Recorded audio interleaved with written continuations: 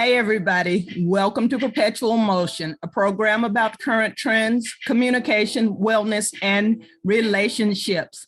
I'm the host, Dr. Mo Anderson, and my goal is to help you stress less, produce more, and love the ones you're with. Athletes, student athletes, professional athletes. What happens when the cheering stops? When the stadium is empty and you're not allowed in the locker room on game day? Do you have a plan to successfully transition into the next phase of your life? Our special guest on this episode is Destiny Price. She is a transition coach, and we're going to talk about why and how you need a plan. You can't say Dr. Mo ain't tell you that fear magnifies the consequences of failure. What are you scared of? Why are you afraid? I'd rather live like I'm dying than live to die. Any day, my heart is pure, my soul is safe. Destiny Price, welcome to Perpetual Motion. Thank you for having me. I'm happy to be here. The pleasure is all mine. This is a great way for me to learn a lot. And today I anticipate that will indeed be the case. Tell me about your background for this unique profession that you've entered. Awesome. So my background starts in the city known as Arlington, Texas. So I grew up watching Texas Rangers baseball and eating snow cones. So my family owned a snow cone company who were the sole providers of snow cones for the Texas Rangers back when they were in the ballpark in Arlington before it transformed to where they are now. So I grew up around sports from a business aspect at a young age and knew that sports and business went hand in hand. Now, as I grew up, of course, I started playing sports and becoming an athlete myself, and all the training and early practices, tournaments, and all of that type of stuff. And then when I got to college, I was like, okay, I know I want to work in sports, but I'm not exactly sure where. So my freshman year at the University of Texas at Arlington, again, my story starts in Arlington, Texas, and I'm very, very proud Arlington native. So went to UTA and I started interning with the athletics department my freshman year and soaking up as much as I could about marketing, promotion, talking to athletes, working with the coaches, working with the business side of the athletic department and learning, because I knew, okay, I want to do something, but I'm not sure what. So I was like, let me immerse myself and build from there. By my senior year, my supervisor has left. And at the age of 21, they were like, hey, do you know everything? Do you want to take over marketing and promotions? So at the age of 21, wow, I took over the marketing promotions for UT Arlington. And then after that, mentorship came into place and I started connecting to mentors. And my long-lasting mentor to this day, W.I.N, who at the time was with the Texas Rangers, now is with the Frisco Rough Riders, started mentoring me. I went on to work with the Rangers, the Cincinnati Bengals, the U.S. Tennis Clay Court Championship. I'm getting ready for my 7th Super Bowl now. And I got my master's in sports administration from Ohio University. So I moved across the country to go study sports and get an educational background in addition to my application from working in the industry.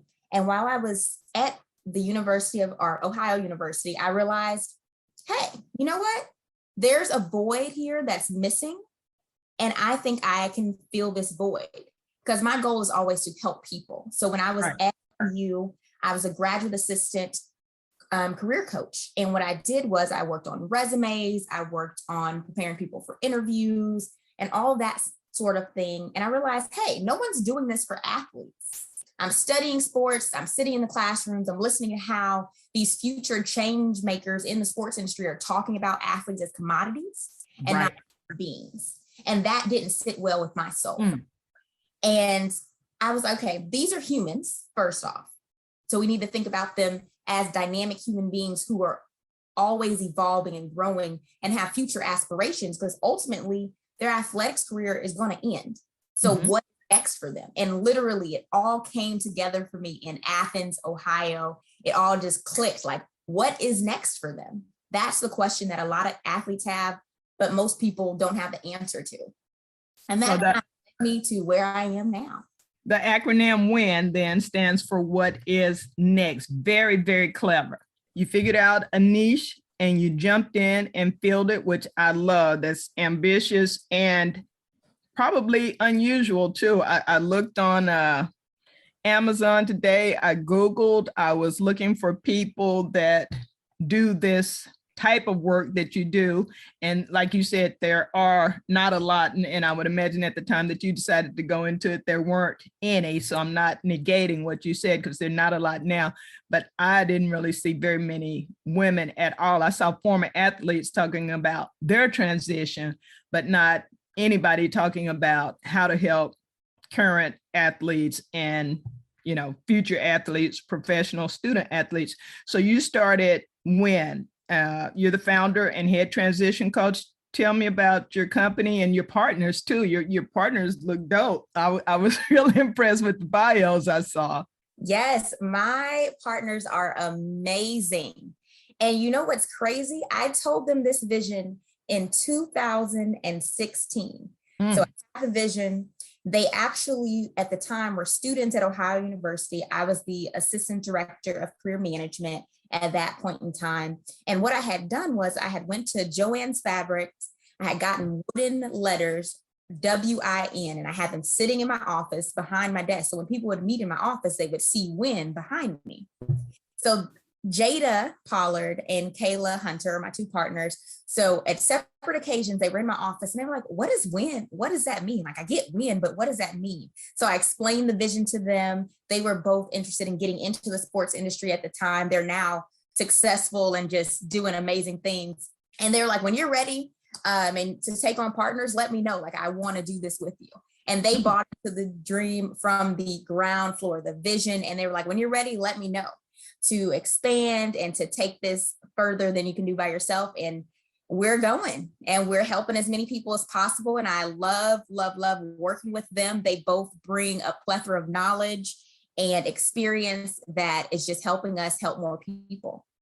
I'm happy to hear that because I'm very passionate about helping others, but I also love women, helping women, communicating well, being successful, lifting each other up, because there's so much negativity portrayed when we talk about women in leadership and women working together. And that has not, been my overall experience. Yeah, I've had some challenges with male and female in work situations, but overall, I've worked really, really well with other women. So I'm happy to hear that we're generations. I'm gonna take that S off. We're a generation apart. and things are just getting good. We believe in lifting as we climb. And that's truly something that we do. We meet every week. We pray at the end of our meetings, more than just the business. It's the business and the actual people who are caring for others and nurturing for others. And we have to support each other and lift each other up in order to do others. Absolutely. And that collaboration and communication is part of the formula for any formula for success.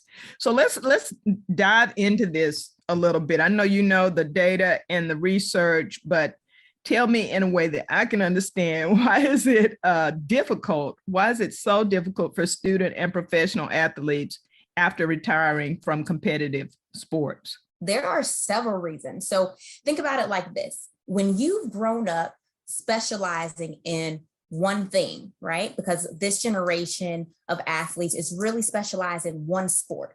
So when you've grown up specializing in one thing, being praised for one thing, being applauded for one thing, being focused on this one thing and honing and developing those skills, once that thing is taken away, whether it's voluntary, like you decide to walk away from your sport, whether it's involuntary, you get injured or you get cut, or you just don't make it to, or don't get your contract renewed, you're left like, okay, I focus on this one thing. What else am I good at? So there's a big question mark there.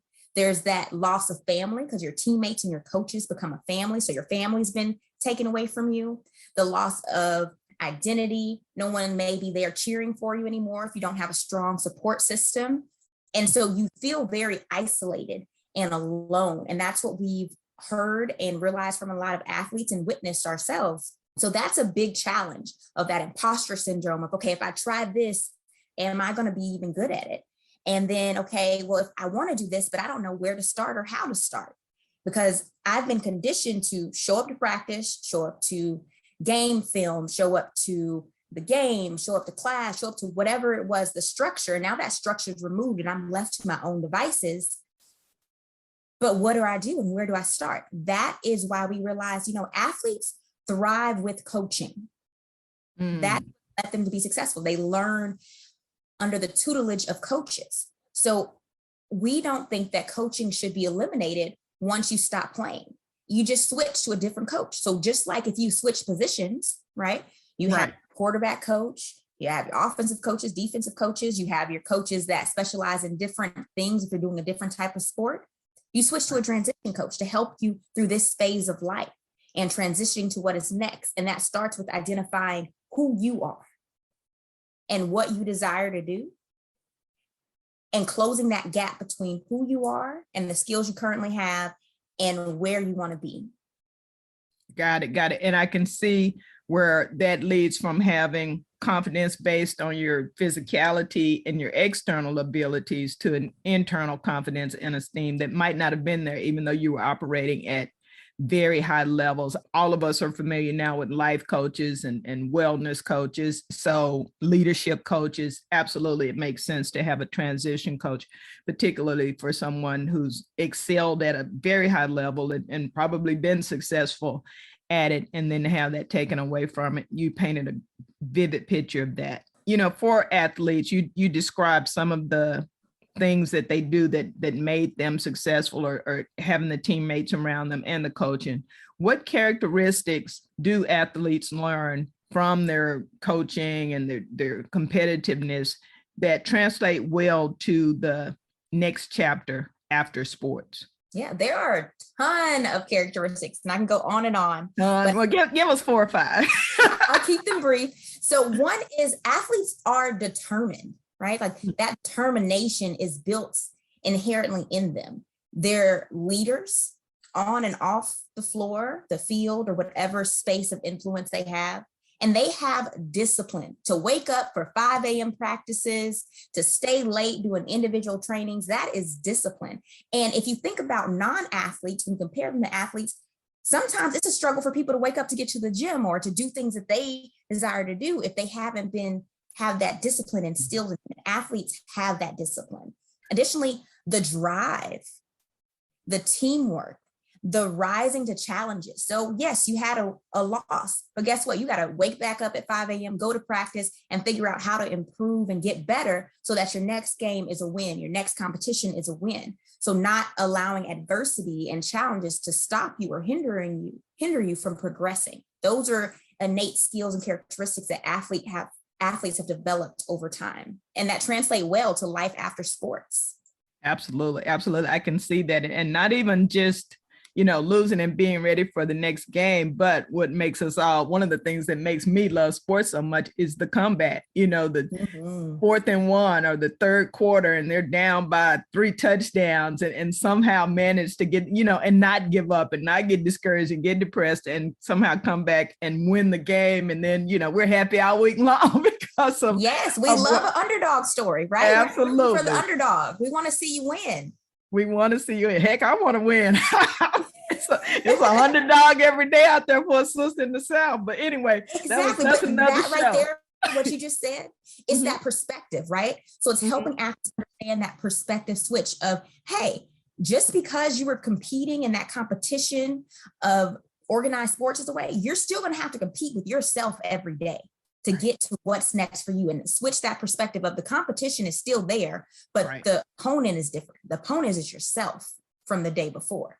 Right. And the cheerleaders are gone because the rah-rah again has to come from inside. Wow, you are good at this. I can tell you've been working in this arena a while, because I really love the analogies that you're making. Conversely, what characteristics can cause challenges for them in the next chapter. And what comes to mind with me immediately and what I've encountered is communication, because athletes are told so much, particularly around emotions, not communication overall, but around emotions, get up, no pain, no gain, no, we're not whining about it, no whining. And I don't want to say anything that's negative about women because I'm not going to diss myself, but there's a lot of things said to male athletes and maybe females as well regarding being weak. It's important to be able to communicate with the people around you, around your mental health and your emotional health. So for me, I've just seen that can be a challenge for some people, but what are some of the other characteristics that might not translate as well? Well, you bring up a great point, and I love this question because challenges are real in transitioning to life after sports. And just to touch on what you said before I go into depth on the question, when you're told, just figure it out, just go harder, and then now you're on your own, essentially, right? You're left to your own devices. Asking for help can be a big challenge. It can feel strange because it's like, I'm supposed to figure this out. I'm supposed to find a way to grind, to use my grit to figure it out, to overcome it. But no, asking for help is a sign of strength because it's awareness that, okay, you know what? I am skilled, but there are other people who have skills and I can tag them in to help me. It's building a team. And this time you get to select your teammates. You're not just drafted to a team. You're not just joining a team. You get to select and handpick your teammates to help you win. So some other challenges is, sometimes there's a lack of motivation when there's not a big shiny trophy in front of you, trying to decide, well, why should I get up today? Overcoming that kind of depression that some people face and overcoming some mental roadblocks, overcoming the codependency of having a teammate like, hey, no, come on. We're at the, you have to run extra laps. I'm going to run extra laps with you. But guess what? When those teammates are gone and you have to run those extra laps by yourself, and those extra laps aren't necessarily physically running, but there may be staying up and working on something that's going to help you develop professional skill that you don't currently have. You have to do that by yourself. When the cheerleaders are gone, right? Maybe you had some instant fame, or maybe you had people who just wanted to be around you for the clout that you had, and that clout is gone. So now it's like, okay, well, I'm isolated. How do I get people to see what I'm doing or care about what I'm doing when it seems like they don't care? Finding your tribe of people, right, and creating your own cheerleading team and being a support system for someone else. Okay, that's fair. This makes me think about the issue with CTE as well in athletes. If there's, problems with the transition, and we know that there's lots of injuries to the brain, to the body, and so on and so forth. How do you deal with that within your structure? I know you're coaching them for transition to life, but dealing with the after effects of injuries and the emotional withdrawal as well has got to be difficult. Do you also work with physicians, with psychologists, psychiatrists? Do you have a team for those areas? I am all about tagging people in and building a team to help, because I don't know it all. I am a certified adult mental health first aider, so I can identify signs. And I know, okay, you're expressing certain signs. And that's when I'm like, okay, let me tag in a teammate who can help.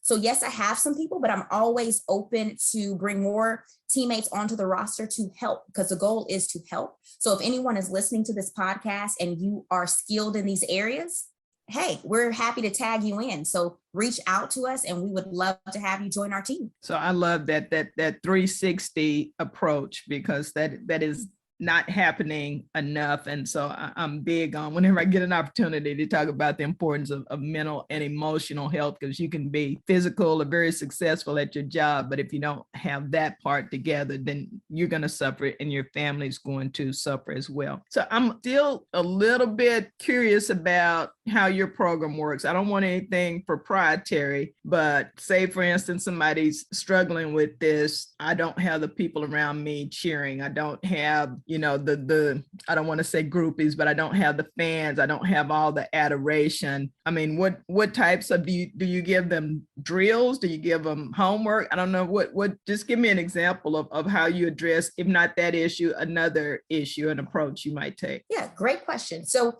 essentially, our clients come in essentially 3 different forms. One, either they're an existing athlete who wants to proactively prepare. And so we work with them in the off season to proactively prepare. Two, they may be what we call the senior status. So they are rising seniors in college athletics, and that's where we partner with athletic conferences and college athletic departments to bring us in to work with those rising seniors to help them prepare. And then also we have the former athletes who we call the GOATs, right? The greatest of all transitions. So we help them. They're already out. I like that. And they may have been, thank you. They may have been stumbling around for a little bit, still haven't found their niche, still haven't found their thing that sets their soul on fire. And so with each person, first we have to assess where they are. And so we do a very detailed intake process, because though we are here to help people, you have to find the right coaches for you. And so we do a very, very detailed intake process to make sure that our coaching styles align with who the athlete is and where they are and what they desire to do. Now, once that intake process is done, then we walk them through steps that are tailored to them. So we do group formats for some people who want that camaraderie. We form a group and we work with them virtually in a small group format. And then we also do one-on-one coaching. So we'll do the one-on-one coaching for a period of time. And then when we're working those coaching, we assess, okay, what skills do you currently have? What skills do we need to develop? What are your roadblocks, whether they are mental, whether they are you're challenging on where to live. Some people, basic necessities are the roadblocks. So understanding what it is and then coming up with a strategy that is tailored to solving those roadblocks, overcoming those roadblocks so that they can get to their win, their what is next. Okay, so you got a customized playbook, and that is something we all could use, which is why I seriously would recommend coaching for everyone. But this group that you're targeting, people who are naturally leaders because of the occupation or the passion they've chosen to pursue, that's really interesting.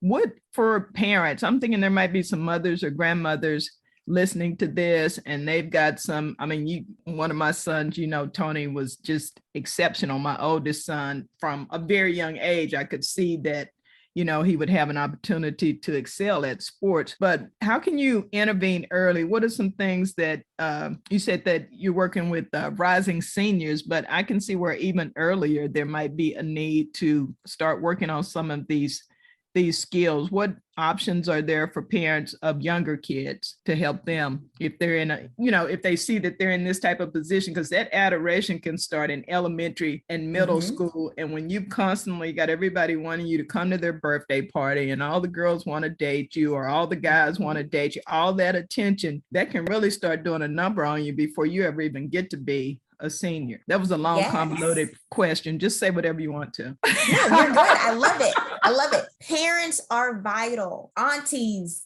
uncles, grandparents, whoever the adult figure is in these young athletes' lives, they are vital because they are setting the foundation, right? When you go to practice, when you go to the games, that's outside influences. But when you start at home, no matter what your home life is, what are you recognizing that young athlete for?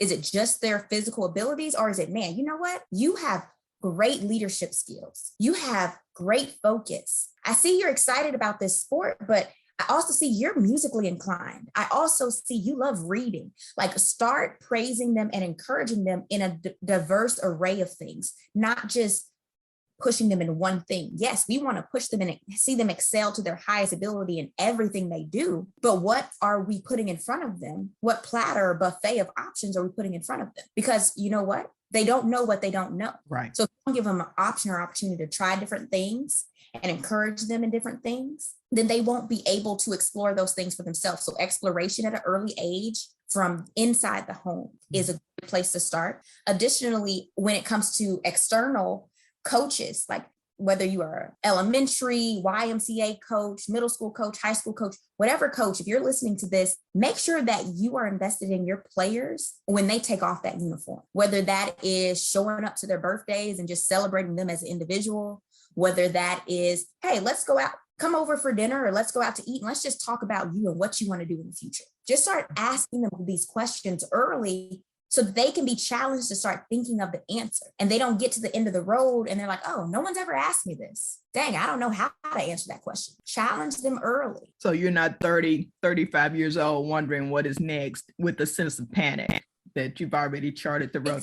Those are some best practices for parenting, not just for coaches. Those are just overall some best practices. Well, one thing I can say is Dr. Anthony Price and Renita Price raised me very well. So I was raised with some amazing parents who instilled some great things in me. And so I'm literally just sharing the wisdom that I gained. Well, pass it forward. Pass it forward. We need more of that. And kudos to your parents. They did indeed do a wonderful, wonderful job. What has been the reception that you've gotten? Because like I said, I looked at your website. I see 3 beautiful sisters doing something that traditionally you would think that males would be doing just because of the way our society is patriarchal. And I know that's changing, but it hasn't changed enough, or we wouldn't have the numbers that we have statistically with women and men in leadership, in owning their own businesses. But as you approach, and I know you're already in the industry, but still, as you approach some people, is there some surprise when you approach these universities and these organizations with who you are and what you do? I think there's a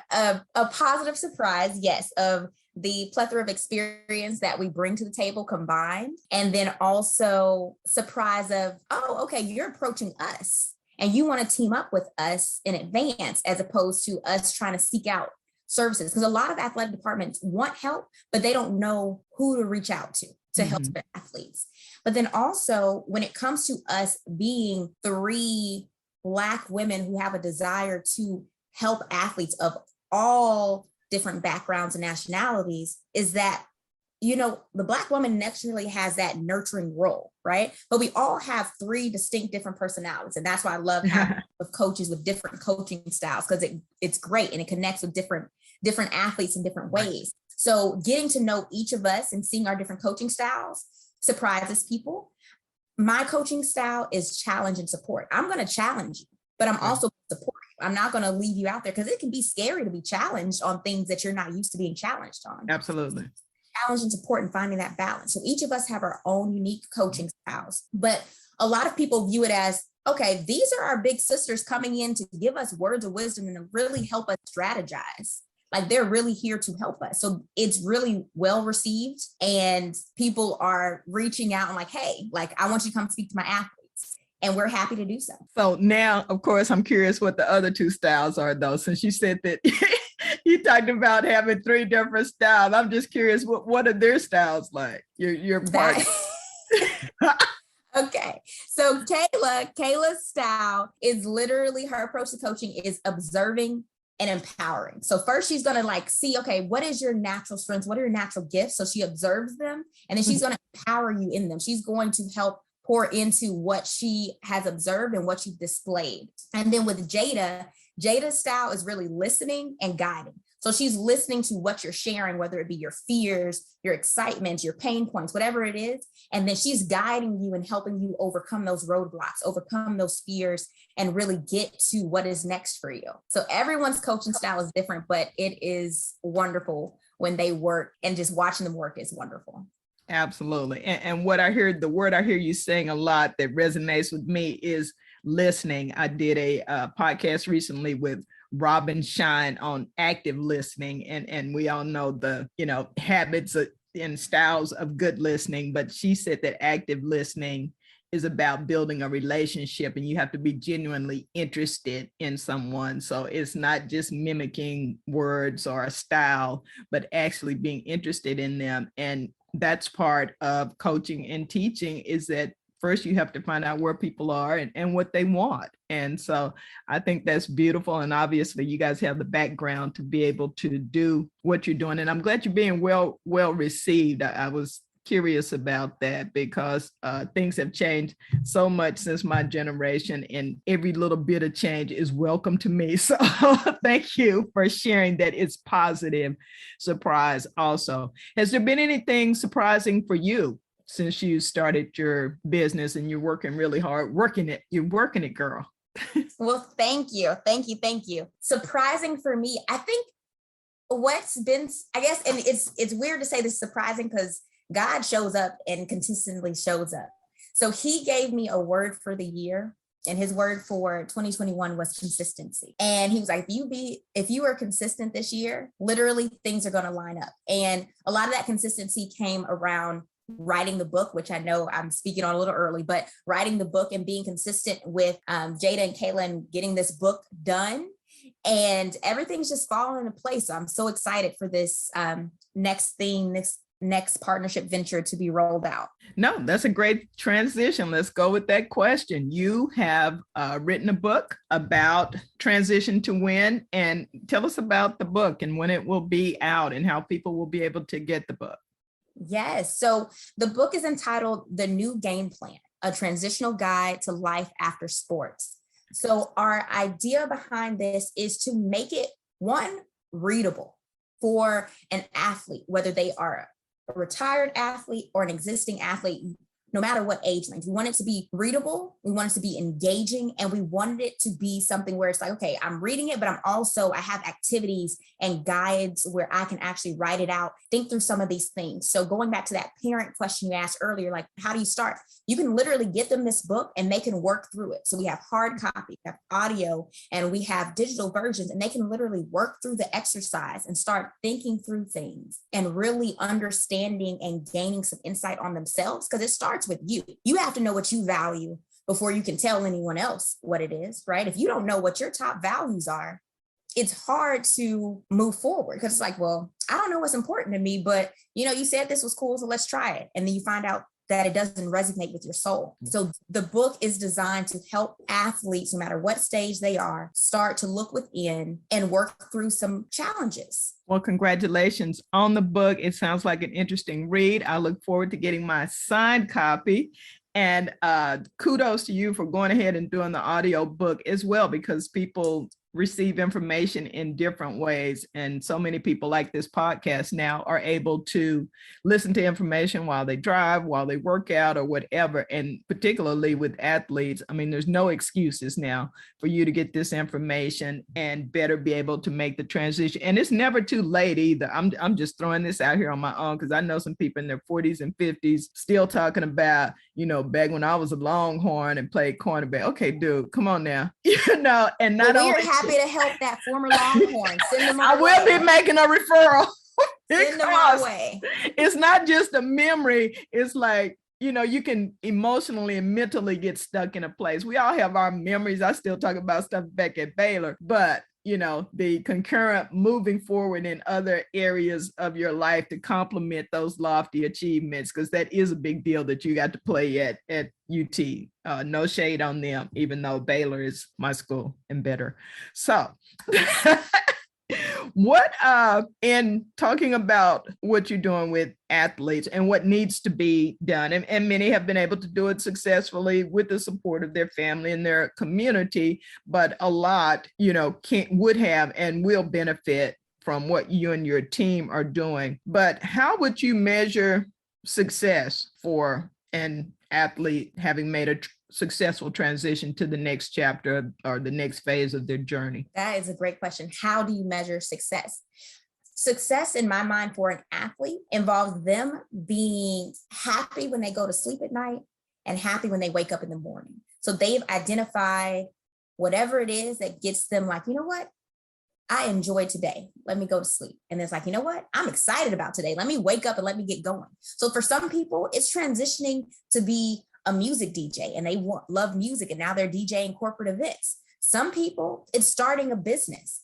Other people, it's doing a nonprofit work and starting food pantries and things like that. So everyone has their own thing that sets their soul on fire and that gets them going to sleep with a smile and waking up excited to start the day. So the measure of success is literally them going to sleep satisfied with the work they did. And when I say work, I don't mean work where you clock in, clock out, but work is, okay, I fulfilled my purpose, and waking up like, all right, I'm ready to go. I'm recharged. Let's get it again. Yes. And I did not know what your answer to that question was going to be, but I love that you said it's a feeling, because that is firmly my belief. It's an emotion. People want a person, place, or thing to be the measurement of success, or the physical visualization of some bling, something. People want material things, but those things change. They're moving. But when you've defined success for yourself, as you just said, and what you're passionate about, and you're able to engage in it, going to bed happy and waking up happy, oh my goodness, that's a beautiful thing. That is a beautiful It thing. is. And all of us, you don't have to be an athlete to use that as one of your measures of success. Thank you for sharing that. And so before we talk about how to connect with you, because I know people will want to do so, I'm going to turn this very personal and ask, how do you measure success for yourself, Destiny Price? I love this question. So I measure success for myself by feeling like I'm fulfilling my purpose. And my purpose in life is to nurture plants and people. Anyone who knows me knows I love plants. I love watching, like pouring into something and watching it grow and nurturing it and thriving. And I love doing the same thing for people. So when I feel and know that I'm fulfilling my purpose, because it's results driven, right? Like you see the people thriving and being excited about what they're doing. I see the plants growing, like I can visually see it. When that, like literally, I wake up every day like I am living my dreams, nurturing plants and nurturing people. Like I can literally walk by my plants, get excited. I can literally get off a phone call, be excited, coming up with a strategy for a client. Success for me is fulfilling my purpose of nurturing plants and people and being excited about it every day. Well, congratulations. I can hear it. I can see it. Not everyone can say that. I wish that they could, but I'm very, very happy for you and very excited about what you are doing with Transition to Win. Before we go, tell everyone how to connect with you, how they can find you online, social media, your website, and I'll drop this in the comments as well. Yes, we would love to connect. So if you are listening, whether you're a parent, an athlete, a coach, a friend of a friend, or someone who would love to join our team, you can reach out to us at transitiontowin.com, transitiontowin.com, as well on social media platforms of Instagram, Facebook, and LinkedIn, Transition to Win. Everything is Transition to Win. Transition to Win, W.I.N, and you are indeed winning. Destiny Price, thank you so very much for coming and sharing, dropping these gems. I've learned a lot and you are just phenomenal. Good luck to you and your team. Thank you so much and good luck to you. I love the platform and every diverse topic you have, I think is wonderful. Take care. Bye-bye. Bye. Thank you for joining Perpetual Motion. I hope you enjoyed this episode. Please remember to like, subscribe, and share. Learn more about me on my website, drmoanderson.com. That's moeanderson.com. Read book excerpts, watch videos, learn about the services I offer, and book me for a speaking engagement. I'd love to work with you. Until next time, renew, review, and review.